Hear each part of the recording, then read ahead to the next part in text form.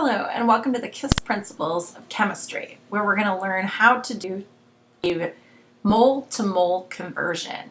So this is a single-step conversion, and then we'll work up to two-step conversion, where we'll go from mass of one substance to mole of another substance. All right, to go from one substance to another substance, we have to figure out the mole ratio. This is easily done by looking at the balanced equation. So in this case, we have 2 moles of Na to every 1 mole of Cl2 to every 2 moles of NaCl. So we say that the mole ratio here is 2 to 1 to 2.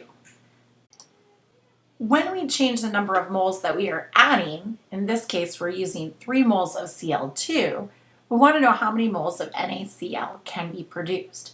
So in this case, we start with what we're given. We're given 3 moles of Cl2, and we want to get 2 moles of NaCl. So on top, we're going to put mole of NaCl, which is where we're going, and on bottom, we're going to put where we're coming from. So this is mole of Cl2. So in this case, what numbers do we put here? This is going to be based on the balance equation. So we're going to have 1 mole of Cl2 to every 2 moles of NaCl. So they get placed into our equation.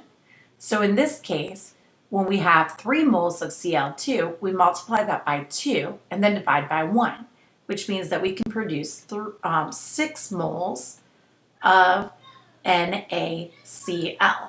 So we double the amount that can be done as long as Na does not run out before we run out of Cl2.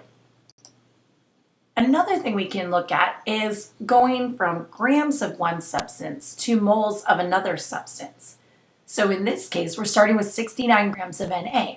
So we're going to start with 69 grams of Na over 1, and we need to get out of grams of Na. So we need to be in something that can convert back and forth.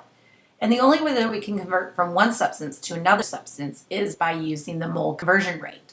So in this case, we're going to go ahead and look at the periodic table, and 1 mole of sodium is equal to 22.99 grams of sodium.